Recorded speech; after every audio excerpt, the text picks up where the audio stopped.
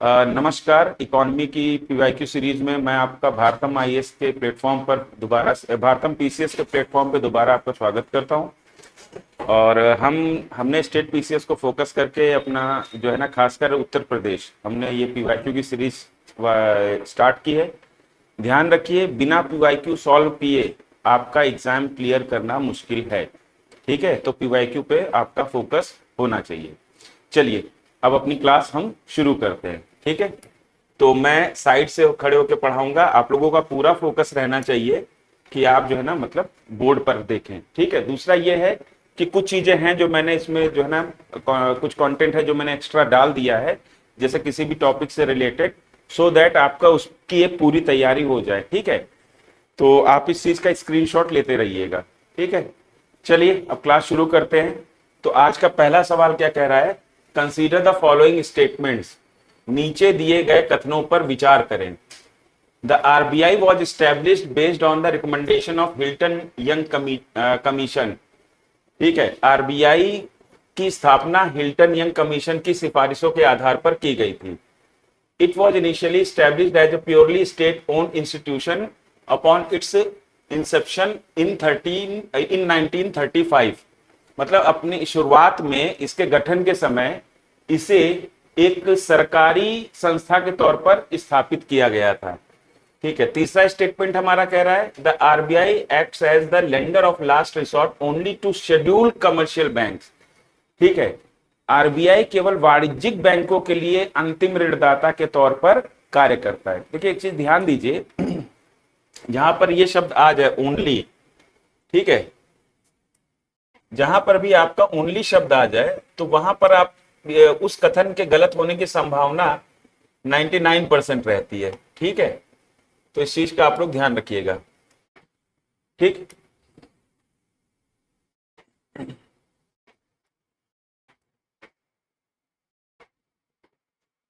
ठीक है, तो अब देखते हैं सवाल क्या पूछ रहा है। Which of the statement given above is या आर करेक्ट।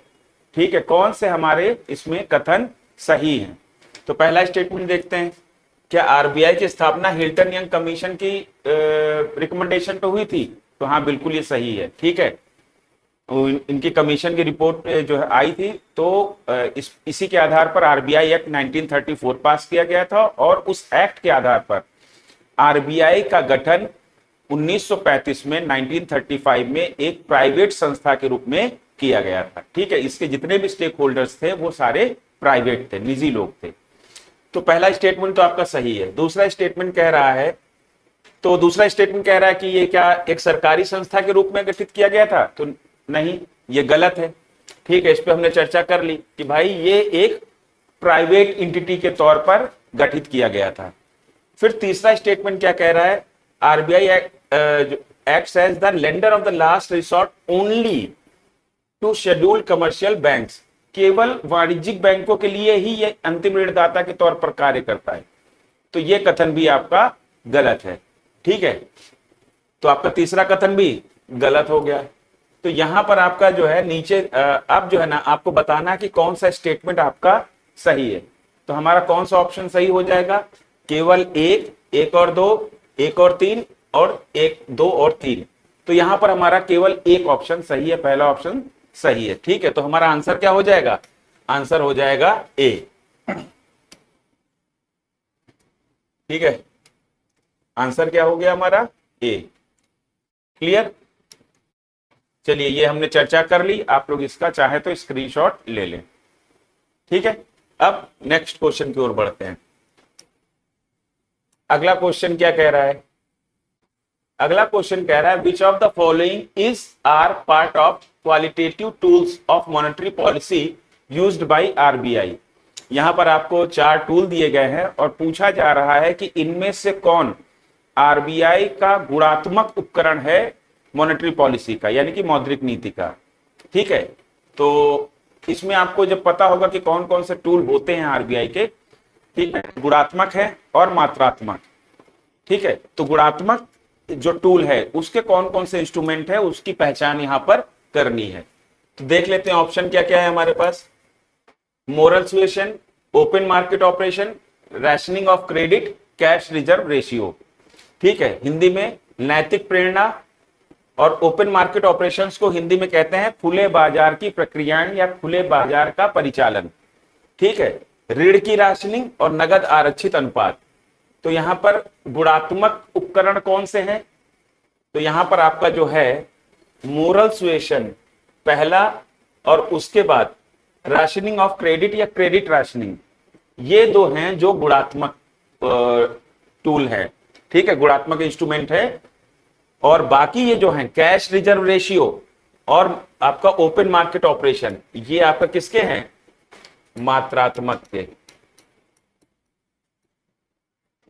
मात्रात्मक टूल के इंस्ट्रूमेंट्स हैं। ठीक है, monetary policy, RBI monetary policy या मौद्रिक नीति को इंप्लीमेंट करने के लिए इन सारे टूल्स का इस्तेमाल करता है, जिसमें एक होता है मात्रात्मक और दूसरा होता है गुणात्मक। ठीक है, और उसके भी कुछ इंस्ट्रूमेंट होते हैं। तो हमारे गुणात्मक में मोरल सुएशन यानी कि नैतिक प्रेरणा, और रैशनिंग ऑफ क्रेडिट या क्रेडिट रैशनिंग। ठीक है, ऋण की राशनिंग, ये जो दो हैं ये हमारे गुणात्मक उपकरण हैं। ठीक है, तो हमारा आंसर क्या हो जाएगा? केवल 1 और 3। 1 और 3 किस में दिया गया है? 1 और 3 दिया गया है ए में। तो आंसर क्या हो गया? आंसर हमारा हो गया ए। क्लियर? आंसर देख लेते हैं।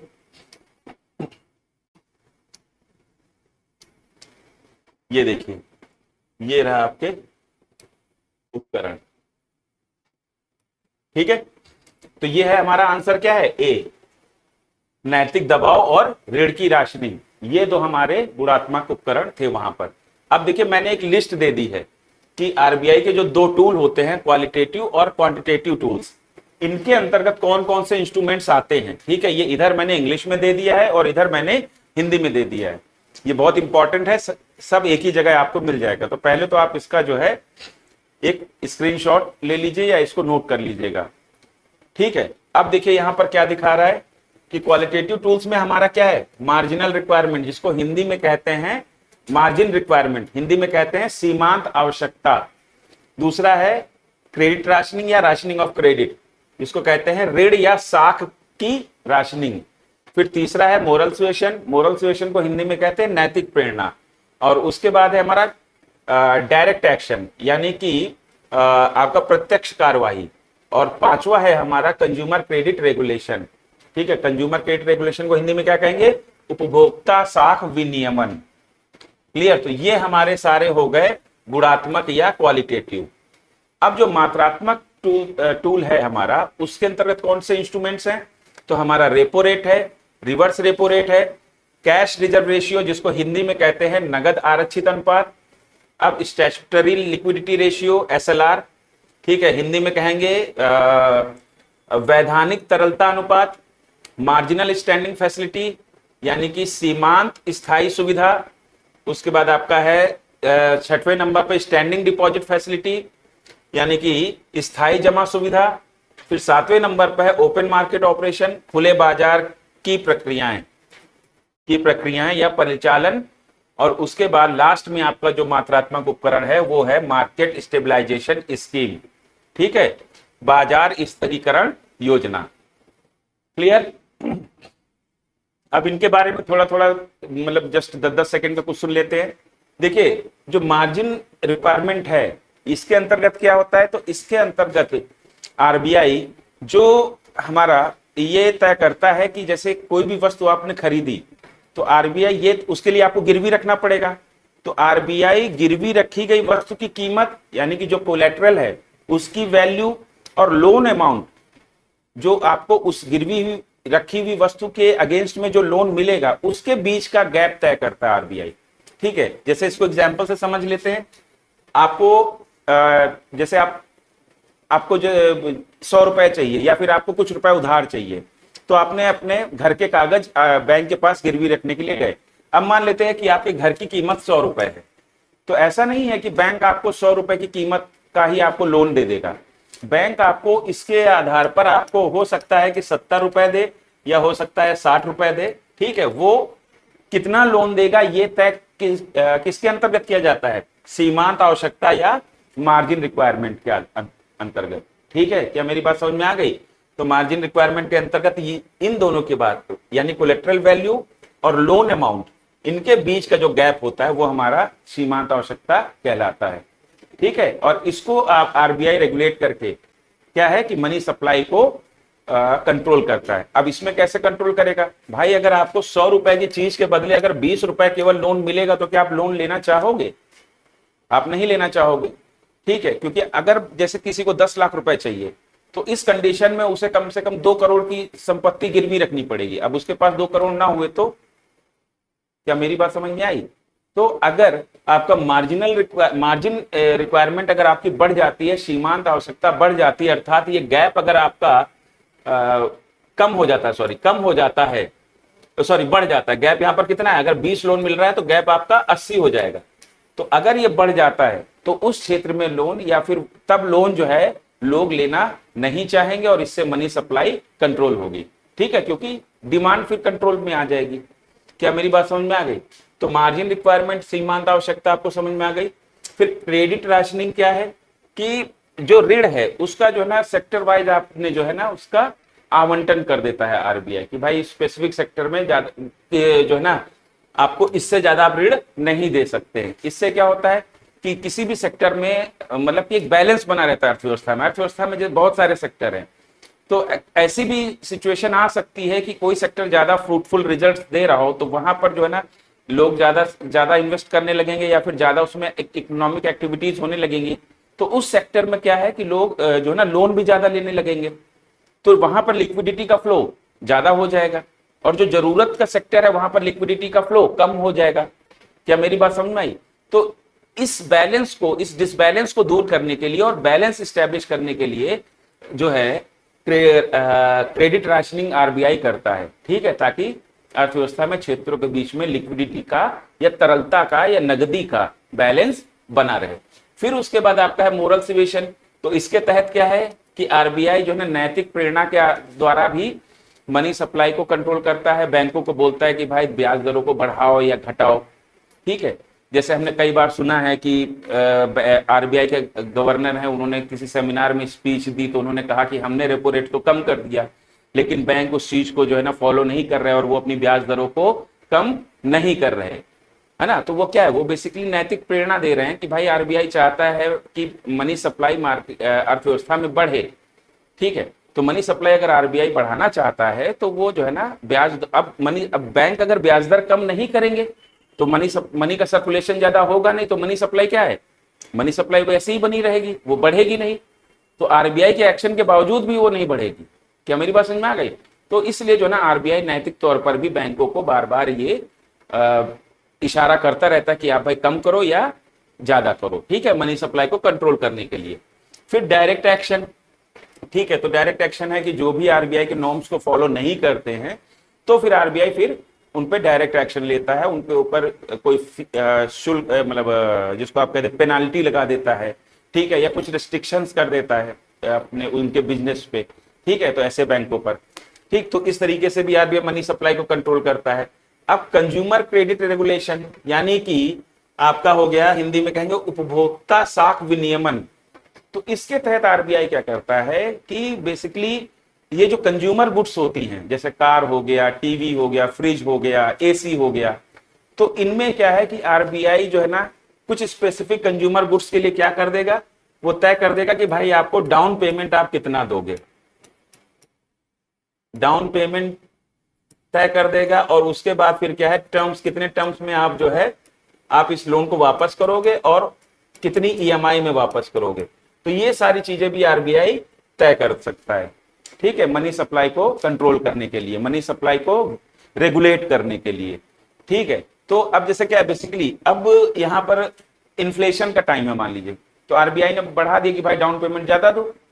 अब जैसे आपको लेना है, कार लेना है, अब 10 लाख की कार है और आरबीआई ने रेगुलेशन जारी कर दिया कि भाई जो भी ऑटोमोबाइल सेक्टर में जो कार लेने जा रहे हैं तो उनको अब 10 लाख के लिए आपको डाउन पेमेंट मिनिमम 50% 5 लाख देना पड़ेगा। तो बहुत सारे लोग हतोत्साहित हो जाएंगे। क्या मेरी बात समझ में आ गई? तो जो ऑटोमोबाइल सेक्टर है वहां पर क्या है, कार की डिमांड कम हो जाएगी। कम हो जाएगी, नहीं कम हो जाएगी, क्योंकि लोग लोन नहीं लेंगे। तो इस तरीके से उस सेक्टर में मनी सप्लाई कंट्रोल हो गई। क्या मेरी बात समझ में आई? और आरबीआई की मॉनेटरी पॉलिसी का मेन पर्पस क्या है, महंगाई को नियंत्रित करना। क्लियर? तो ये हो गए आपके क्वालिटेटिव टूल्स। अब आपके क्वांटिटेटिव टूल्स क्या हैं? तो वो है आपका रेपो रेट और रिवर्स रेपो रेट। तो पहले रेपो रेट और रिवर्स रेपो रेट को समझ लेते हैं। देखिए रेपो रेट में रेपो क्या है और रिवर्स रेपो में रेपो क्या है। रेपो का मतलब होता है रीपर्चेज ऑप्शन, ठीक है, पुनर्खरीद विकल्प हिंदी में, ठीक है। तो इसके तहत क्या होता है, रेपो रेट के तहत क्या होता है कि बैंकों को अगर बैंक्स को शॉर्ट टर्म लोन चाहिए फॉर ओवरनाइट पीरियड, ठीक है, तो बैंक्स क्या करेंगे, आरबीआई के पास अपनी गवर्नमेंट सिक्योरिटीज को कोलैटरल के तौर पे रखेंगे, ठीक है, और एक एग्रीमेंट होगा उनका आरबीआई के साथ। उस एग्रीमेंट के तहत वो बैंक बोलेंगे कि हम इतने समय बाद वापस आकर इन सिक्योरिटीज को वापस खरीद लेंगे। क्या मेरी बात समझ में आ गई? और इस पूरी प्रक्रिया में आरबीआई कुछ इंटरेस्ट रेट चार्ज करता है, तो यही इंटरेस्ट रेट आपका रेपो रेट कहलाता है। बात क्लियर हुई? तो आप रेपो रेट को आप अगर सरल शब्दों में कहना चाहेंगे तो मतलब कम समय के लिए, अल्प अवधि के लिए, शॉर्ट टर्म के लिए बैंक जो है आरबीआई से जो उधारी करते हैं तो उस पर जो इंटरेस्ट रेट लगता है उसे हम रेपो रेट कहते हैं। क्या मेरी बात समझ में आई? अब रिवर्स रेपो रेट क्या है? इसको आम बोलचाल की भाषा में कहा जाता है कि आरबीआई बैंकों से उधार लेता है। तो हालांकि आरबीआई, लगता है आपको कि आरबीआई को उधार लेने की जरूरत है, ये बेसिकली अर्थव्यवस्था से लिक्विडिटी खींचने और अर्थव्यवस्था में लिक्विडिटी इंजेक्ट करने का तरीका है, ठीक है। तो आरबीआई को लोन लेने की जरूरत नहीं होती है। बेसिकली होता क्या है कि आरबीआई अर्थव्यवस्था से जब लिक्विडिटी खींचना चाहता है तो वो क्या करता है, वो गवर्नमेंट सिक्योरिटीज को बैंकों को देगा और एक कमिटमेंट के साथ कि भाई हम इतने समय बाद आपसे हम यही गवर्नमेंट सिक्योरिटीज वापस खरीद लेंगे। तो गवर्नमेंट सिक्योरिटीज बैंकों के पास जाएंगी, ठीक है, और बैंकों से बदले में जो पैसा है वो किसके पास चला जाएगा, आरबीआई के पास। लिक्विडिटी शक होकर कहां चली जाएगी, आरबीआई के पास। क्या मेरी बात समझ में आ गई? तो ये हमारा कहलाता है रिवर्स रेपो रेट। अब तीसरा इंस्ट्रूमेंट क्या है, कैश रिजर्व रेशियो, नगद आरक्षित अनुपात। तो कैश रिजर्व रेशियो क्या है कि बैंकों को, अब जैसे बैंकों के पास जितनी जमा आई है तो वो पूरा की पूरी जमा वो जो है ना उधारी पर नहीं चला सकते, लोन पर नहीं चला सकते हैं। उनको अपना कुछ पोर्शन प्रिजर्व करके रखना पड़ेगा ताकि वो कठिन परिस्थितियों में उसका इस्तेमाल किया जा सके, ठीक है। तो यही जो प्रिजर्व रखते हैं, तो यही हमारा दो रूप में रखते हैं बैंक।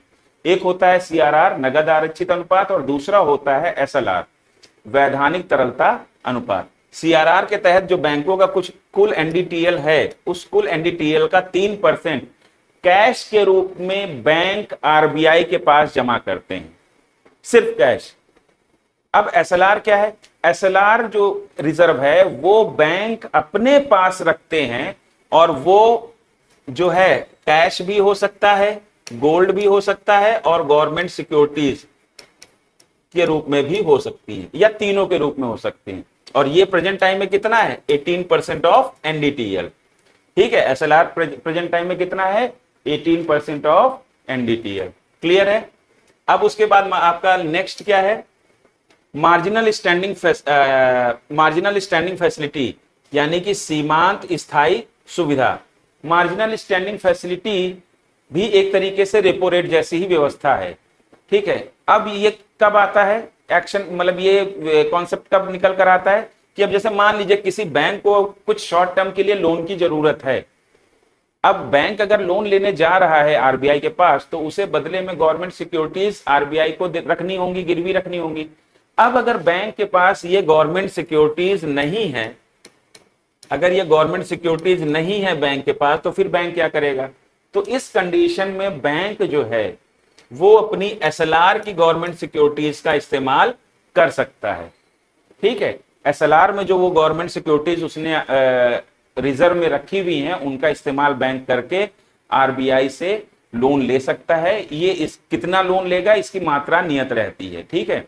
और उस लोन और उसके बदले में, अब चूंकि ये एसएलआर की गवर्नमेंट सिक्योरिटीज का इस्तेमाल बैंक कर रहा है, तो इसके बदले में रेपो रेट से थोड़ा एक्स्ट्रा बैंक को इंटरेस्ट चार्ज करेगा आरबीआई, यानी बैंकों को रेपो रेट से थोड़ा सा ज्यादा ब्याज चुकाना होगा। क्योंकि भाई एक पनिशमेंट थोड़ा तो मिलेगा ना, कि जो रिजर्व था आप उसको इस्तेमाल कर रहे हैं लोन के लिए, तो आरबीआई भी पनिशमेंट देगा, ठीक है। नॉर्मली 25 बेसिस पॉइंट या 0.25 रहता है। क्लियर? तो ये हो गया आपका एमएसएफ। एमएसएफ में क्या है, ये भी रेपो रेट जैसा ही है, लेकिन इसमें गवर्नमेंट सिक्योरिटीज एसएलआर की इस्तेमाल होती हैं। ठीक है, तो यहां पर देखिए, आप देखिए पूरी प्रक्रिया में आरबीआई के पास पैसा आता है और जाता है, आता है और जाता है। क्या मेरी बात समझ में आ गई? तो यही है, पैसा निकल रहा है अर्थव्यवस्था से, लिक्विडिटी अर्थव्यवस्था में कम हो जाएगी, मनी सप्लाई कम हो जाएगी। ठीक है, पैसा अगर आरबीआई से बैंकिंग व्यवस्था में जा रहा है, यानी कि अर्थव्यवस्था में जा रहा है, तो लिक्विडिटी अर्थव्यवस्था में बढ़ जाएगी। क्या मेरी बात समझ में आई? अब उसके बाद standing deposit facility. Standing deposit facility ये 2022 का नया कॉन्सेप्ट है। ठीक है, इसके तहत क्या होता है कि पहले रिवर्स रेपो का इस्तेमाल करते थे, मतलब आरबीआई करता था, और रिवर्स रेपो में क्या था कि आरबीआई गवर्नमेंट सिक्योरिटीज का इस्तेमाल करता था और एक्सेस जो अर्थव्यवस्था में एक्स्ट्रा पैसा पड़ा हुआ है उसको खींचने के लिए। लेकिन एसडीएफ के अंतर्गत अब जो है ना, गवर्नमेंट सिक्योरिटीज का इस्तेमाल आरबीआई नहीं करता है। ठीक है, तो रिवर्स रेपो में गवर्नमेंट सिक्योरिटीज का यूज आरबीआई करता था, उनको गिरवी रखता था बैंकों के पास, या बैंकों को देकर उन बैंकों से, बैंकिंग सिस्टम से पैसा खींच लेता था। लेकिन एसडीएफ के तहत क्या है, आरबीआई अब गवर्नमेंट सिक्योरिटीज नहीं देता है और बैंक अपना पैसा ऐसे ही आरबीआई के पास पार्क कर सकते हैं या जमा कर सकते हैं। बदले में उनको आरबीआई जो ब्याज दर है वो ब्याज दर देगा। ठीक है, वो रेपो रेट से 0.25 या फिर 25 बेसिस पॉइंट कम होता है। ठीक है, तो एसडीएफ आपको समझ में आ गया, ये 2022 में कॉन्सेप्ट आया था। और एसडीएफ जो है वो अब रिवर्स रेपो की जगह अब एसडीएफ जो है ना, आरबीआई इस्तेमाल करता है। क्या मेरी बात समझ में आई? ठीक है, तो अब एसडीएफ का इस्तेमाल होने लगा है। और एक चीज और नोट कर लीजिए कि एलएएफ, ठीक है, लिक्विडिटी एडजस्टमेंट फैसिलिटी, तरलता समायोजन सुविधा, इसमें क्या है कि आपका रेपो, रिवर्स रेपो और एमएसएफ, ये तीन थे। ठीक है, तो अब वहां पर रिवर्स रेपो की जगह जो ले ली है वो एसडीएफ ने ले ली है। हालांकि रिवर्स रेपो कॉन्सेप्ट अभी भी है, लेकिन आरबीआई उसका इस्तेमाल अब नहीं करता है। अब उसके बाद आपका आ गया फिर क्या है, second last, open market operation, खुले बाजार की प्रक्रियाएं। इनके तहत आरबीआई जो गवर्नमेंट सिक्योरिटीज हैं उनको बेचता है या खरीदता है। ठीक है, खरीद बिक्री करके अर्थव्यवस्था में लिक्विडिटी या मनी को कंट्रोल करता है।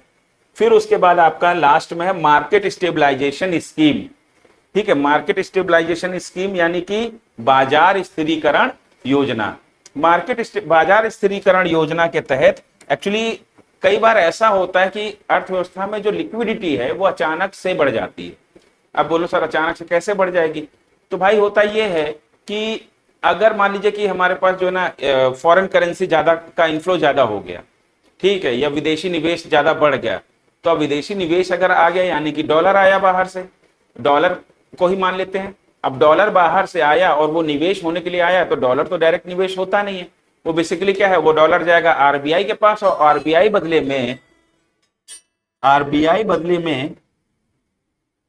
में आरबीआई क्या करेगा, आरबीआई रुपया दे देगा और वही रुपया अर्थव्यवस्था में निवेश होगा।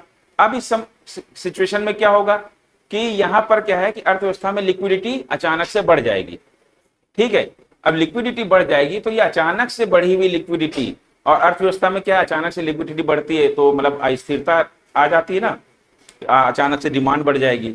तो इस सिचुएशन को कंट्रोल करने के लिए, बाजार को या अर्थव्यवस्था को स्टेबलाइज रखने के लिए आरबीआई क्या करता है, आरबीआई स्पेशल गवर्नमेंट सिक्योरिटीज को जो है वो बेचता है। ठीक है, आरबीआई स्पेशल गवर्नमेंट सिक्योरिटीज को बैंकों को बेच देगा। ठीक है, सेल करता है, बैंकों को बेच देगा। अब उससे क्या होगा, बदले में आरबीआई को पैसा मिल जाएगा। ठीक है, बदले में आरबीआई के पास पैसा आ जाएगा। तो जो एक्सेस लिक्विडिटी आ गई थी आरबीआई में, वो अर्थव्यवस्था में, वो खिंचकर आरबीआई के पास चली जाएगी। अब ये स्पेशल गवर्नमेंट सिक्योरिटीज ही क्यों, नॉर्मल गवर्नमेंट सिक्योरिटी क्यों नहीं? कि भाई देखिए, अब जब गवर्नमेंट सिक्योरिटीज बिकती हैं तो वो क्या है, गवर्नमेंट सिक्योरिटी यानी सरकारी प्रतिभूतियां, इनके जरिए सरकार उधार लेती है। क्या मेरी बात समझ आई? अब सरकार उधार लेगी तो जमा करने के लिए फिक्स डिपॉजिट या सेविंग अकाउंट में रखने के लिए तो लेगी नहीं, सरकार लेगी तो खर्च कर देगी। अब इस कंडीशन में क्या है कि अगर नॉर्मल गवर्नमेंट सिक्योरिटीज अगर आरबीआई बेच के लिक्विडिटी को कंट्रोल करने की कोशिश करेगा तो अल्टीमेटली वो पैसा किसके पास जाएगा, सरकार के पास जाएगा, और सरकार उसको खर्च करेगी तो वही लिक्विडिटी वापस अर्थव्यवस्था में आ जाएगी। तो इसमें क्या है कि इसके लिए, इस समस्या से निपटने के लिए स्पेशल गवर्नमेंट सिक्योरिटीज को जो है आरबीआई बेचता है। और ये पैसा, सिक्योरिटीज स्पेशल क्यों है? क्योंकि ये जो पैसा है इसको गवर्नमेंट यूज नहीं करती है, ये गवर्नमेंट इसको यूज नहीं कर सकती है, वो पैसा आरबीआई के पास ही पड़ा रहता है। क्या मेरी बात समझ में आ गई? तो देखिए, आपको मॉनेटरी पॉलिसी के टूल भी पढ़ा दिए क्वेश्चन के माध्यम से। ठीक है, तो मैं इसको क्लीन कर रहा हूं और मैं साइड हट गया हूं। आप लोग इसका जो है एक स्क्रीनशॉट ले सकते हैं या इसको नोट कर सकते हैं। क्लियर है? चलिए अब अगले सवाल की तरफ बढ़ते हैं। अगला सवाल क्या कह रहा है? अगला सवाल कह रहा है, with reference to the monetary policy committee MPC, मौद्रिक नीति समिति of India, consider the following statement. यानी मौद्रिक नीति समिति के संदर्भ में निम्नलिखित कथनों पर विचार कीजिए। It is A statutory body constituted under the Reserve Bank of India act 1934। यह भारतीय रिजर्व बैंक अधिनियम 1934 के तहत गठित एक वैधानिक निकाय है। दूसरा स्टेटमेंट कह रहा है, the governor of RBI is the ex officio chairman of the committee. यानी कि आरबीआई का जो गवर्नर है, आरबीआई का गवर्नर ही इस समिति का पदेन अध्यक्ष होता है। तीसरा स्टेटमेंट कह रहा है, it decide the RBI benchmark repo rate to contain inflation within the specific target level. यह मुद्रास्फीति को निर्धारित लक्ष्य स्तर के भीतर रखने के लिए आरबीआई की बेंचमार्क रेपो दर, ठीक है, बेंचमार्क रेपो दर तय करती है मॉनेटरी पॉलिसी कमेटी। ठीक है, यानी रेपो रेट को, कि रेपो रेट कितना होगा उसको ये तय करती है। ठीक है, तो अब इनमें से कौन सा स्टेटमेंट सही है? तो भाई मौद्रिक नीति समिति के संदर्भ में अगर हम पहले कथन पे देखें तो क्या ये आरबीआई एक्ट के तहत हुआ था? तो बिल्कुल इसका गठन आरबीआई एक्ट 1934 के तहत हुआ था। फिर इसका गवर्नर इस समिति का पदेन अध्यक्ष होता है, तो बिल्कुल सही होता है। तीसरा सवाल है कि क्या ये रेपो रेट को डिसाइड करती है? तो हाँ, बिल्कुल ये रेपो रेट को डिसाइड करती है मॉनेटरी पॉलिसी कमेटी। क्लियर? तो तीनों स्टेटमेंट हमारे यहां पर सही है, तो हमारा आंसर क्या हो जाएगा? Answer number D. क्लियर? चलिए, आंसर क्या है? आंसर नंबर है डी। अब ये मॉनेटरी पॉलिसी कमेटी को लेकर मैंने ये आपको थोड़ा सा ब्रीफ दे दिया है। ठीक है, कि मॉनेटरी पॉलिसी कमेटी में कितने मेंबर होते हैं? 6 मेंबर होते हैं। 3 मेंबर आरबीआई के ऑफिशियल्स होते हैं, जिनमें एक आरबीआई गवर्नर भी होता है, जो समिति का पदेन अध्यक्ष होता है। ठीक है, और उसके बाद 2 और आरबीआई ऑफिसर्स होते हैं। फिर सरकार की तरफ से भी इसमें हिस्सेदारी होती है, और सरकार की तरफ से 3 जो है लोग अपॉइंट किए जाते हैं, तो टोटल 6 लोग होते हैं। ठीक है, अब ये क्या है? ये रेपो रेट को डिसाइड करती है महंगाई को नियंत्रित करने के लिए। ठीक है, और मतलब कि इस समिति का ये काम होता है कि रेपो रेट को इस आधार पर रखे कि महंगाई जो है आपकी 4 ± 2%, 4% ± 2%, यानी कि ये कितना हो गया? 2% से 6% के बीच में ही महंगाई आपकी मतलब सेंट्रलाइज रहे। 1% 2% से कम भी महंगाई नहीं होनी चाहिए, और 6% से ज्यादा भी महंगाई नहीं जानी चाहिए। क्लियर है? और उसके बाद ये जो है ना, साल में 4 बार मिलती है मौद्रिक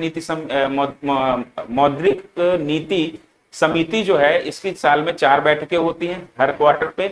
ठीक है, और उसके बाद सारे डिसीजन जो है, अब चूंकि इसमें 6 सदस्य होते हैं, तो डिसीजन लेने में हो सकता है कि भाई 3 लोग किसी एक बात पे सहमत हो और 3 लोग दूसरी बात पे सहमत हो, तो यहाँ तो टाई की सिचुएशन आ जाएगी। तो उस कंडीशन में जो इसका गवर्नर होता है, पदेन अध्यक्ष होता है, वो जो है ना, उसके पास कास्टिंग वोट होता है। कास्टिंग वोट को हिंदी में क्या कहते हैं? वोट पर निर्णायक वोट, उसको निर्णायक वोट का अधिकार होता है कि गवर्नर जो है ना, जिस तरफ वोट कर देगा तो उधर 4 वोट लिए जाएंगे, और बाकी 3 तो यानी कि इस तरीके से इसमें जो है बहुमत के आधार पर फैसला कर लिया जाता है। क्लियर? चलिए, इसको भी आप अपना स्क्रीनशॉट ले लीजिए। ठीक है, चलिए अब आगे बढ़ते हैं। अगला सवाल क्या कह रहा है? अगला सवाल कह रहा है, in economic terms if RBI decide to adopt expansionary monetary policy, which of the following action would it not take? मतलब कि अगर आरबीआई विस्तृतात्मक मौद्रिक नीति अपनाना चाहती है तो इनमें से कौन सा काम आरबीआई नहीं करेगी। हिंदी में इसको अच्छा पढ़ ही लेते हैं। आर्थिक नजरिए से अगर आरबीआई विस्तारवादी मौद्रिक नीति अपनाने का फैसला करती है, ठीक है, या करता है, तो इनमें से कौन सा कदम वह नहीं उठाएगा। आरबीआई कौन सा कदम इनमें से नहीं उठाएगा। तो पहला देखते हैं, increase the marginal standing facility, यानी कि सीमांत स्थायी सुविधा दर को बढ़ा दे, मार्जिनल स्टैंडिंग फैसिलिटी रेट को बढ़ा दे, ठीक है। दूसरा क्या कह रहा है, cut the repo rate and reverse repo rate. तीसरा कह रहा है कि खुले बाजार से या ओपन मार्केट से सरकारी प्रतिभूतियां, गवर्नमेंट सिक्योरिटीज की खरीदारी करे, ठीक है। अब देखते हैं कि विस्तारवादी मौद्रिक नीति आरबीआई अपनाना चाहता है, तो इसका मतलब क्या हुआ कि आरबीआई अर्थव्यवस्था में पैसे को बढ़ाना चाहता है। अब पैसों को बढ़ाना चाहता है तो अब देखते हैं पहले स्टेटमेंट से क्या पैसा बढ़ेगा। तो पहला स्टेटमेंट कह रहा है कि एमएसएफ रेट बढ़ा दे। तो एमएसएफ रेट क्या है, एसएलआर में रखी हुई जो गवर्नमेंट सिक्योरिटीज हैं उनके अगेंस्ट में जो अल्पकाल के लिए, छोटे समय के लिए जो बैंक लोन लेते हैं, तो वो जो उस पर ब्याज दर लगती है। अब देखिए, अगर बैंकों को लोन अगर महंगा मिलेगा, आरबीआई अगर ब्याज दर को बढ़ाएगा, तो उससे क्या है, बैंक आगे लोन महंगा कर देंगे। आगे लोन बैंक अगर महंगा कर देंगे तो लोग लोन कम लेंगे, लोन कम लेंगे तो डिमांड कम होगी, तो लोन कम लेंगे तो इससे क्या है, मनी का सर्कुलेशन स्लो हो जाएगा और मनी सप्लाई कम हो जाएगी। तो ये क्या है, क्या आरबीआई ये कदम उठाएगा? तो ये कदम तो नहीं उठाएगा भाई। और कौन सा कदम नहीं उठाएगा ये लिखा हुआ है। अब दूसरा क्या है कि रेपो रेट और रिवर्स रेपो रेट को आरबीआई जो है कम कर देगा।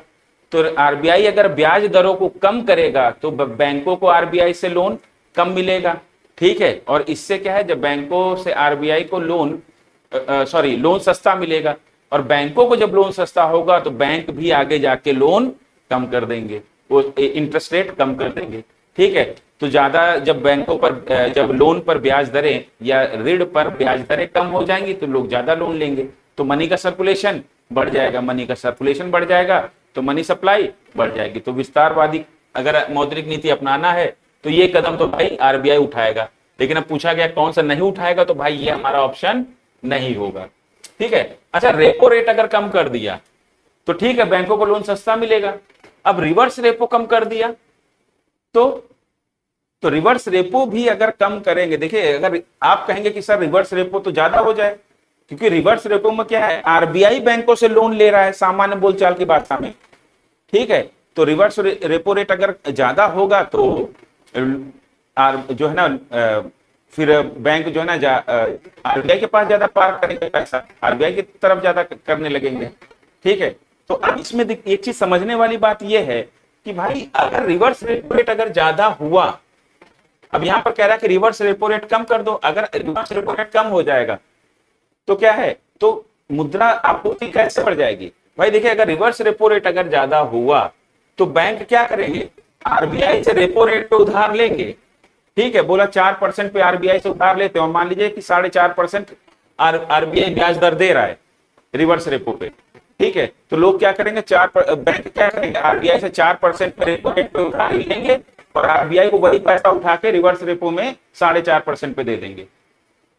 तो उसका आरबीआई का पैसा आरबीआई को देके ही 0.5% बैंक कमा लेंगे। क्या मेरी बात समझ में आ गई? या इसको इकोनॉमिकली अगर हम कहें तो बैंक जो है ना अपना पैसा आरबीआई के पास पार्क करना शुरू कर देंगे, ठीक है। तो इसीलिए जो है ना रिवर्स ब्याज दर चाहे रेपो रेट की हो या रिवर्स रेपो की हो, दोनों ही ब्याज दरें अगर घटेंगी तो मनी सप्लाई बढ़ेगी, और अगर ब्याज दरें बढ़ेंगी तो मनी सप्लाई कम होगी, ठीक है। तो ये तो नहीं अपनाएगा। अब तीसरा ऑप्शन क्या, आरबीआई तीसरा अपनाएगा। तो आरबीआई इसमें कह रहा है कि purchase government securities from open market. अब आरबीआई अगर गवर्नमेंट सिक्योरिटीज खरीदेगा तो गवर्नमेंट सिक्योरिटीज किसके पास गई, आरबीआई के पास। आरबीआई ने खरीदा और बदले में आरबीआई क्या देगा, पैसा देगा। तो यहां तो अर्थव्यवस्था में पैसा बढ़ जाएगा, ठीक है। तो ये एक्शन भी आरबीआई नहीं लेगा। तो यहां पर कौन सा एक्शन आरबीआई नहीं लेगा, केवल एक, पहला एक्शन। तो हमारा आंसर क्या हो जाएगा, ए ओनली, क्या मेरी बात समझ में आ गई? ठीक है, चलिए।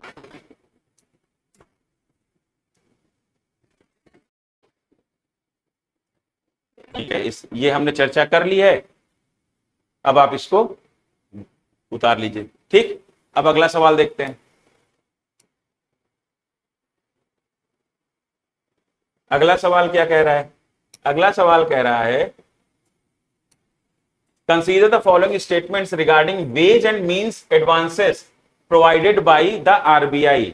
वेज एंड मींस एडवांसेस को हिंदी में कहते हैं अर्थोपाय अग्रिम। ठीक है, ये क्या व्यवस्था होती है आपको बताते हैं। ठीक है, तो वेज एंड मींस एडवांसेस के संदर्भ में निम्नलिखित कथनों पर विचार करिए। ठीक है, अग्रिम अर्थोपाय, ये देखिए लिखा है अर्थोपाय अग्रिम।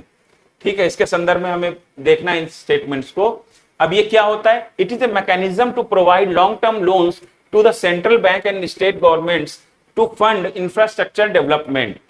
ठीक है, दूसरा स्टेटमेंट क्या रहा है, क्या कह रहा है? The interest rate on ways and means advances, जिसको हमने शॉर्ट में WMA लिखा है, the interest rate on WMA is tied directly to the prevailing repo rate. ठीक है, यानी कि यह केंद्र और राज्य सरकारों को बुनियादी ढांचे के विकास के लिए दीर्घकालिक ऋण प्रदान करने की एक प्रणाली है। दूसरा स्टेटमेंट, अर्थोपाय अग्रिम पर ब्याज दर सीधे तौर पर प्रचलित रेपो दर से जुड़ी होती है। तो पहले तो आपको यह पता होना चाहिए, यह सवाल हल करने से पहले, कि वेज एंड मींस एडवांसेस क्या होता है। तो अर्थोपाय अग्रिम क्या है कि 1998 के पहले तक बेसिकली होता क्या था कि सरकार का, देखिए सरकार की जो आय और व्यय हमेशा उसमें अंतर रहता है, और सरकार जितना आय करती है उससे ज्यादा खर्च करती है। ठीक है, अब रीजन क्या है कि सरकार का खर्च करना जरूरी भी है, अभी हम इतने डेवलप इकोनॉमी तो है नहीं। ठीक है, और ना ही इतना ज्यादा हम आत्मनिर्भर हो गए हैं, तो सरकार का खर्च रहता है और हमेशा ज्यादा ही रहता है।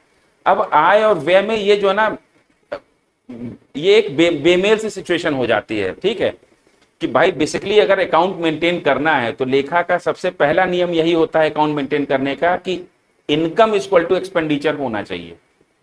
अब इनकम और बजट के दौरान क्या होता था कि जब सरकार आय व्यय का लेखा जोखा लेकर संसद में आई तो एक्सपेंडिचर ज्यादा है और इनकम कम है, तो ये लेखा सही नहीं होता, मान्य नहीं होता, उचित नहीं होता। तो अब ये जो है, जो इनकम कम होती थी तो उसको क्या करती थी सरकार, वो घाटा हुआ। ठीक है, खर्चा ज्यादा आमदनी कम तो घाटा हो गया ना। तो इस घाटे को पूरा करने के लिए जो है 1998 से पहले सरकार क्या करती थी, वो डेफिसिट फाइनेंसिंग करती थी। डेफिसिट फाइनेंसिंग का मतलब क्या हो गया? घाटे का वित्तीयन। इसके तहत क्या था कि सरकार गवर्नमेंट सिक्योरिटी छाप के आरबीआई को दे देती थी और आरबीआई से पैसा ले लेती थी। अब उससे पहले तक क्या होता रहा था कि सरकार कभी पैसा चुकाती तो थी नहीं, है ना, सरकार कहाँ चुकाएगी पैसा, तो आरबीआई क्या करता था, उतने की ही करेंसी छाप लेता था। अब इससे क्या है कि अर्थव्यवस्था में लिक्विडिटी बढ़ जाती थी। अब लिक्विडिटी बढ़ जाती थी, आरबीआई इधर मॉनेटरी पॉलिसी के जरिए अर्थव्यवस्था में लिक्विडिटी को कंट्रोल करने की कोशिश कर रहा है, और सरकार खर्च पे खर्च लगातार करती जा रही है, और वो भी उधार लेके आरबीआई से नोट छपवा के खर्चा कर रही है। तो इससे क्या है, मॉनेटरी पॉलिसी या मौद्रिक नीति पे जो है ना पूरी तरीके से प्रभावी नहीं हो पाती थी। तो इस समस्या से निपटने के लिए जो है ना 1998 के बाद ये डिसीजन लिया गया कि भाई जो है ना सरकार जो भी आरबीआई से उधार लेगी वो अब डेफिसिट फाइनेंसिंग के तहत नहीं लेगी। सरकार को अब आरबीआई उधार देगा तो एक व्यवस्था होगी, वो व्यवस्था होगी अर्थोपाय अग्रिम या वेज एंड मींस एडवांसेस। ठीक है, इस व्यवस्था में क्या था कि सरकार को 90 दिन के लिए उधार दिया जाता है और 90 दिन के अंदर ही सरकार को उस उधारी को चुकाना होता है। क्या मेरी बात समझ में आ गई? तो इससे क्या है, अकाउंट मेंटेन हो गया, उसके बाद 90 दिन के अंदर आपकी जो नेक्स्ट इनकम आ रही है बजट के बाद, तो उन 3 महीनों के अंदर जो इनकम आ रही है उसमें से पहले आरबीआई की उधारी चुकाओ। तो इससे क्या है, नए नोट नहीं छप रहे हैं। तो इससे क्या है, आरबीआई की जो मॉनेटरी पॉलिसी है वो ज्यादा इफेक्टिव तरीके से अर्थव्यवस्था में इंप्लीमेंट हो पाती है। क्या मेरी बात समझ में आ गई? तो वेज एंड मींस एडवांसेस का मतलब समझ में आ गया। तो भाई जो पहला स्टेटमेंट है, या केंद्र और राज्य सरकारों को बुनियादी ढांचे के विकास, तो बिल्कुल गलत है। बुनियादी ढांचे के विकास से इसका कोई लेना देना नहीं है। अब सरकार को आरबीआई अगर लोन दे रहा है तो आरबीआई जो है ना ब्याज भी लेगा सरकार से, है ना। तो ब्याज क्या है, तो वो ब्याज जो है ना रेपो दर से या रेपो रेट से जुड़ा होता है। दूसरा स्टेटमेंट सही है। तो यहां पूछ रहा है कि विच of the statement given above is या आर करेक्ट, ओनली टू, केवल दूसरा स्टेटमेंट सही है, ठीक है, और पहला स्टेटमेंट गलत है। देख लेते हैं, ठीक है। तो हमारा क्या आंसर है, आंसर है हमारा बी। अब वेज एंड मीन्स एडवांसेस की मैंने यहां डिफिनेशन दे दी है, आप लोग इसको स्क्रीनशॉट ले लो। क्लियर। अब चलिए अगला सवाल देखते हैं।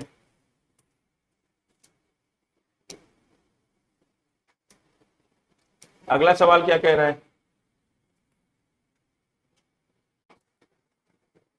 consider the following statements. The Reserve Bank of India RBI manages and regulates the government of India's securities. ठीक है, RBI does not handle the state government securities.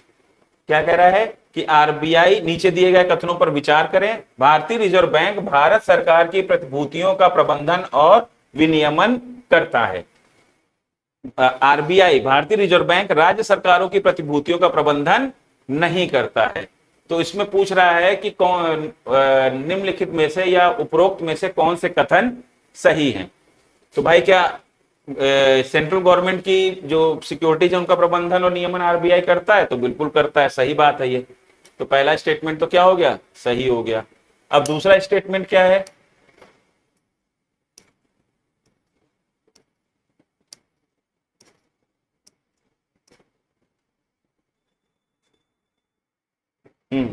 अब दूसरा स्टेटमेंट क्या है, दूसरा स्टेटमेंट आरबीआई राज्य सरकारों की प्रतिभूतियों का प्रबंधन नहीं करता है। तो नहीं, राज्य सरकारों की प्रतिभूतियों का भी प्रबंधन आरबीआई कर सकता है, ये स्टेटमेंट गलत हो गया, ये सही है। ठीक है, क्यों, कैसे करता है वो, मतलब कि बेसिकली क्या है, अब सारे स्टेट गवर्नमेंट का तो इस तरीके से पॉसिबल नहीं है, लेकिन जिनको जरूरत होती है उन स्टेट गवर्नमेंट्स का आरबीआई क्या करता है, आरबीआई और उस पर्टिकुलर स्टेट गवर्नमेंट के साथ बीच में एक एग्रीमेंट होता है, और उस एग्रीमेंट के तहत आरबीआई उस स्टेट गवर्नमेंट के भी प्रतिभूतियों को जो है ना हैंडल कर सकता है। तो दूसरा स्टेटमेंट आपका गलत हो गया। क्या मेरी बात समझ में आई? ठीक है, तो अब आंसर देख लेते हैं इसका। आंसर है इसका ए। ठीक है, केवल एक सही है, दूसरा गलत है। अब under RBI act 1934 RBI manages the public debt of the central government mandatorily and can undertake the management of public debt of state governments by agreement। ठीक है, चलिए इसको नोट कर लीजिए, आगे बढ़ते हैं। अब अगला question, question number 47। Question number 47 क्या है, with reference to the lender of the last resort function of the RBI which of the following statement best describe its purpose। ठीक है, कि आरबीआई के लेंडर ऑफ अंतिम ऋणदाता या अंतिम उपाय के रूप में ऋणदाता कार्य के संदर्भ में इनमें से कौन सा कथन इसके उद्देश्य का सबसे अच्छा वर्णन करता है, यानी कि कौन अच्छे से डिफाइन कर रहा है, क्वेश्चन ये पूछा गया है। ठीक है, अब कौन है इनमें से, तो भाई इसके लिए आपको इसका क्या है, लेंडर ऑफ लास्ट रिसोर्ट का आपको डिफिनीशन आनी चाहिए। ठीक है, अब देख लेते हैं इसमें क्या क्या कह रहा है। तो providing regular commercial credit to large corporate public sector undertakings. ठीक है, बड़ी कॉर्पोरेट सार्वजनिक क्षेत्र की कंपनियों को नियमित वाणिज्यिक ऋण देना। कमर्शियल क्रेडिट को क्या कहेंगे हिंदी में, वाणिज्यिक ऋण। ठीक है, वाणिज्यिक ऋण देना, तो कमर्शियल कंपनियों से इसका कोई लेना देना नहीं, गलत है। ठीक है, क्योंकि मैं ये क्वेश्चन पहले इस तरीके का एक क्वेश्चन आ चुका है, तो हम पिछली कक्षाओं में डिस्कस कर चुके हैं। दूसरा क्या है, providing emergency liquidity to solvent banks facing severe money shortages and can not borrow from anywhere या anyone else, it stops panic and bank failure. पैसे की भारी कमी का सामना कर रहे और कहीं और से उधार ना ले पाने वाले, मतलब सॉल्वेंट को हिंदी में कहेंगे वित्तीय रूप से सक्षम बैंकों को आपातकालीन नकदी उपलब्ध कराना, यह घबराहट और बैंकों के फेल होने की स्थिति को रोकता है। तो यही इसकी डिफिनीशन है। ठीक है, हम पहले डिस्कस कर चुके हैं, आंसर यहां पर बी रहेगा, बाकी दोनों भी नहीं है। ठीक है, managing foreign exchange reserve to protect the external value of the rupee, वो फॉरेक्स का मैनेजमेंट करना आरबीआई का काम है। ठीक है, लेकिन ये लेंडर ऑफ लास्ट रिसोर्ट का मीनिंग ये नहीं होता है। ठीक है, प्रिंट नई करेंसी प्रिंट करना, ये भी ऑप्शन आपका गलत है। ठीक है, तो आंसर आपका यहां पर क्या हो जाएगा, आंसर हो जाएगा आपका बी।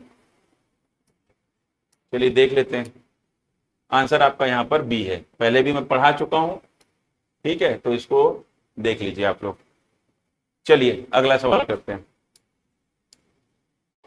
अगला सवाल क्या है आपका, consider the following statements regarding the standing deposit facility SDF. ठीक है, इंट्रोड्यूस्ड बाय आरबीआई। अब एसडीएफ के बारे में हम चर्चा कर ही चुके हैं पिछली क्लासेस में, चलिए देख लेते हैं। ठीक है, अब एसडीएफ क्या है, it allows RBI to absorb excess liquidity from the banking system without providing collateral in return securities, मतलब गवर्नमेंट सिक्योरिटीज। ठीक है, तो यह आरबीआई को बदले में कोई कोलैटरल, या जिसको हिंदी में कहते हैं कोई गिरवी रखना, ठीक है, बिना कोलैटरल के बैंकिंग सिस्टम से अतिरिक्त लिक्विडिटी सोखने की सुविधा देता है। दूसरा कह रहा है the SDF replaced fixed reserve repo rate, ठीक है, as the floor of the liquidity adjustment facility.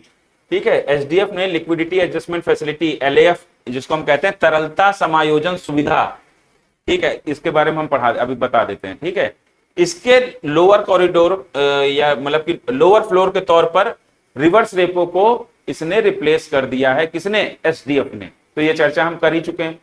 ठीक है, तो इनमें से हमें क्या बताना है कि कौन सा सही है, which of the statement given above is या आर करेक्ट। तो देखिए, ये एक्सेस लिक्विडिटी को ऑब्जर्व करने के लिए एसडीएफ होता है, हाँ बिल्कुल सही है। ठीक है, और बिना कोलेटरल, ठीक है, बिना कोलेटरल के होता है, तो ये बात हम पढ़ चुके हैं। ठीक है, कोई भी चीज रेपो रेट, रिवर्स रेपो में क्या था, रिवर्स रेपो में आरबीआई को कोलेटरल के तौर पर गवर्नमेंट सिक्योरिटीज रखनी होती थी, लेकिन एसडीएफ में आप जो है ना, आरबीआई कोलेटरल या गवर्नमेंट सिक्योरिटीज नहीं रखता है। ठीक है, अब दूसरा हमारा क्या स्टेटमेंट है, इसने मतलब फ्लोर के तौर पर तरलता समायोजन सुविधा के फ्लोर के तौर पर, फ्लोर का मतलब यहां पर हो गया आपका न्यूनतम दर, न्यूनतम दर, फ्लोर मतलब फर्श नहीं, फ्लोर का मतलब है न्यूनतम दर। ठीक है, तो इसने जो है ना क्या एलएएफ के फ्लोर के तौर पर रिवर्स रेपो को रिप्लेस कर दिया है, तो हाँ रिप्लेस कर दिया है 2022 में, इसीलिए इसको लाया गया था।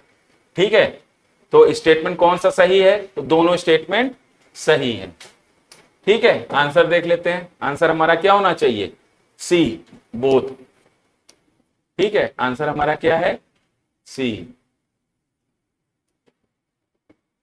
चलिए यहां भी जगह नहीं है, चलिए मैं बता देता हूं। ठीक है, थोड़ा मोटा मोटा लिख के बता देता हूं। अब देखिए, एलएएफ क्या है, लिक्विडिटी एडजस्टमेंट फैसिलिटी। ठीक है, अब लिक्विडिटी तरलता समायोजन सुविधा, ये कैसा टूल है, ये अर्थव्यवस्था आरबीआई का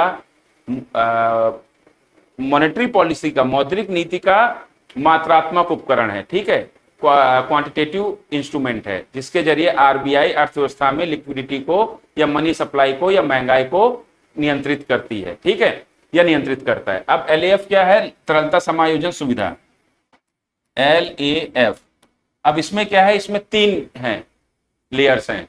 पहले, सबसे पहले कौन सा है, एमएसएफ, मार्जिनल स्टैंडिंग फैसिलिटी। दूसरे नंबर पे क्या है आपका, मिड पॉइंट यानी कि रेपो रेट। और तीसरा आपका क्या है, यहां पर रिवर्स रेपो रेट पहले था रिवर्स रेपो रेट। ठीक है, और अब इसकी जगह पर कौन आ गया है, इसकी जगह पे आ गया है एसडीएफ, न्यूनतम दर वाला। ठीक है, अब यहां पर क्या है, एमएसएफ क्या, मार्जिनल स्टैंडिंग फैसिलिटी, सीमांत स्थायी सुविधा। इसमें इसके तहत क्या है, बैंक लोन लेते थे और एसएलआर की सिक्योरिटी यूज करते थे। अब एसएलआर की सिक्योरिटी यूज करेंगे तो इंटरेस्ट रेट, ब्याज दर ज्यादा होगी कि नहीं होगी, तो इसीलिए तरलता समायोजन में ये सीलिंग है, यानी उच्च ब्याज दर है। फिर उसके बाद रेपो रेट, जो नॉर्मल रेपो रेट है, गवर्नमेंट सिक्योरिटी रख के बैंक उधारी ले रहे थे, तो वो तो खैर नॉर्मल रेपो रेट हमारा पॉलिसी रेट, ये भी पॉइंट हो गया। अब यहां पर क्या है, यहां पर एसडीएफ, एसडीएफ के तहत आप ये कह सकते हैं बोलचाल की भाषा में कि अब बैंक से पैसा जो है कौन ले रहा है, आरबीआई। लेकिन पहले क्या है, रिवर्स रेपो रेट के तहत आरबीआई उनको बैंकों को गवर्नमेंट सिक्योरिटीज देता था रखने के लिए, लेकिन अब क्या एसडीएफ के तहत आरबीआई जो ना गवर्नमेंट सिक्योरिटीज नहीं देता है, ऐसे ही पैसा ले लेता है। ठीक है, तो बेसिकली ये इसमें क्या है, आरबीआई क्यों लेता है, बेसिकली बैंकों के पास जो एक्स्ट्रा लिक्विडिटी पड़ी होती है उसी को उठाकर वो आरबीआई के पास जमा कर देते हैं कि भैया कुछ तो मिलेगा। क्या मेरी बात समझ में आ गई? तो ये क्या है, ये सबसे न्यूनतम ब्याज दर है जिसको हम फ्लोर भी कहते हैं। तो इसने जो है अब रिप्लेस कर दिया है किसको, इसने रिप्लेस कर दिया है रिवर्स रेपो रेट को। क्लियर है? चलिए, तो अब आप लोग जो है ना इसको स्क्रीनशॉट ले लीजिएगा। ठीक है, नेक्स्ट सवाल देखते हैं।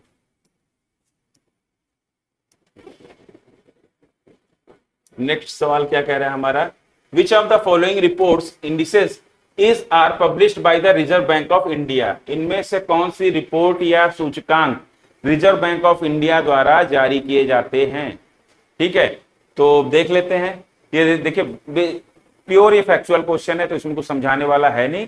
मैंने रिपोर्ट्स की एक लिस्ट इसके आंसर में डाल दी है कि कौन कौन से रिपोर्ट्स जो है आरबीआई जारी करता है। ठीक है, रिपोर्ट्स पे क्वेश्चन आ जाते हैं और कौन कौन से इंडेक्स हैं, इंडिसेस हैं, जो सूचकांक हैं जो आरबीआई जारी करता है, तो इसके आंसर में वो दिया हुआ है। ठीक है, तो उसको बस आप स्क्रीनशॉट ले लीजिएगा, उस पर चर्चा हम नहीं करेंगे। क्लियर? अब इसमें क्या है, which of the following reports indices are published by the Reserve Bank of India. तो फाइनेंशियल स्टेबिलिटी रिपोर्ट आरबीआई जारी करता है। डिजिटल पेमेंट इंडेक्स क्या ये जारी करता है? कंज्यूमर प्राइस इंडेक्स क्या ये आरबीआई जारी करता है? तो कौन कौन से जारी करता है?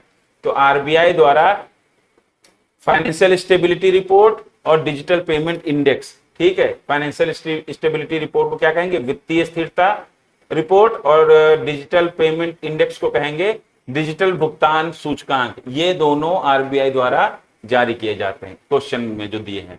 और बाकी कंज्यूमर प्राइस इंडेक्स ये आरबीआई द्वारा जारी नहीं किया जाता, ये एनएसओ जारी करता है। ठीक है, तो आपका आंसर यहां पर क्या हो जाएगा? आंसर हो जाएगा 1 और 2। ठीक है, अब यहां पर आप देख लीजिए, मैंने एक लिस्ट दे दी है कि आरबीआई कौन कौन सी रिपोर्ट जो है ना जारी करता है। इसको आप लोग स्क्रीनशॉट ले लीजिए। ये पहले इंग्लिश में है और इसके नीचे हिंदी में भी है, देख लीजिए। ठीक है, तो दोनों लोगों के लिए बना दिया है मैंने, तो आप इसको जो है ये पहले इंग्लिश में आप इसको पॉज करके नोट कर लीजिएगा या स्क्रीनशॉट ले लीजिए। चलिए, अब हिंदी वाले भी।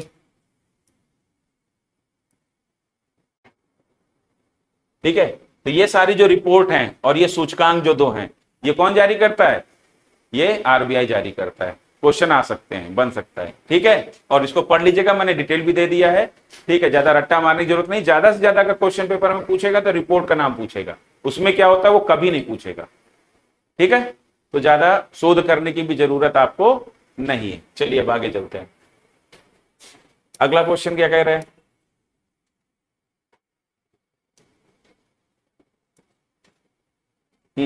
अगला क्वेश्चन कह रहा है, in the context of India's financial system the term prompt corrective action PCA framework of RBI applies to.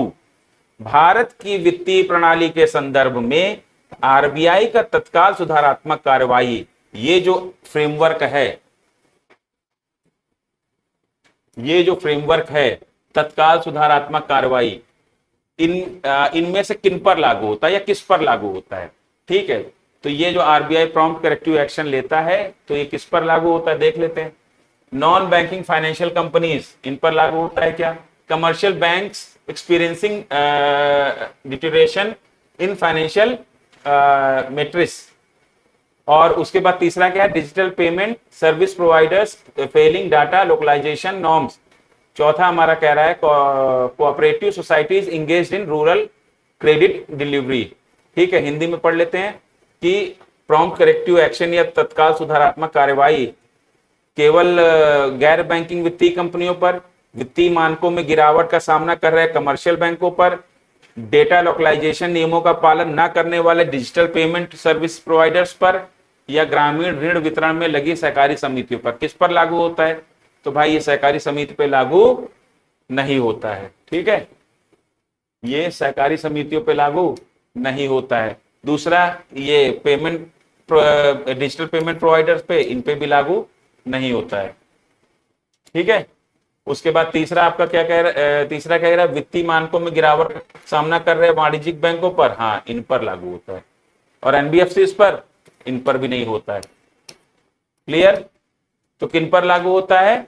वाणिज्यिक बैंकों पर लागू होता है। ठीक है, तो आंसर आपका यहां पर क्या हो जाएगा? आंसर हो जाएगा बी। देख लेते हैं।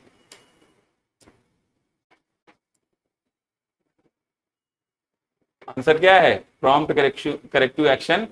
ठीक है, ये किस पर लागू होता है? वाणिज्यिक बैंकों पर, और इसकी डिटेल जो है ना मैंने दे दिया है। ठीक है, इसका भी आप लोग स्क्रीनशॉट ले लीजिए। क्लियर? चलिए, तो 50 क्वेश्चंस हमने पूरे कर लिए। टॉपिक वाइज हमारा पीवाईक्यू का सीरीज चल रहा है, और रामेंद्र सर की क्लासेस ज्योग्राफी के पीवाईक्यू पर लगातार आ रही हैं। ठीक है, तो पीवाईक्यू ध्यान रखिए। लास्ट में एक बार फिर कह रहा हूं, पीवाईक्यू का कोई विकल्प नहीं है। बिना पीवाईक्यू किए हुए एग्जाम पास करना लगभग असंभव है। ठीक है, लगभग। तो चलिए ठीक है, इसी तरह पढ़ते रहिए और हमारे साथ बने रहिए। अगली क्लास में मिलते हैं।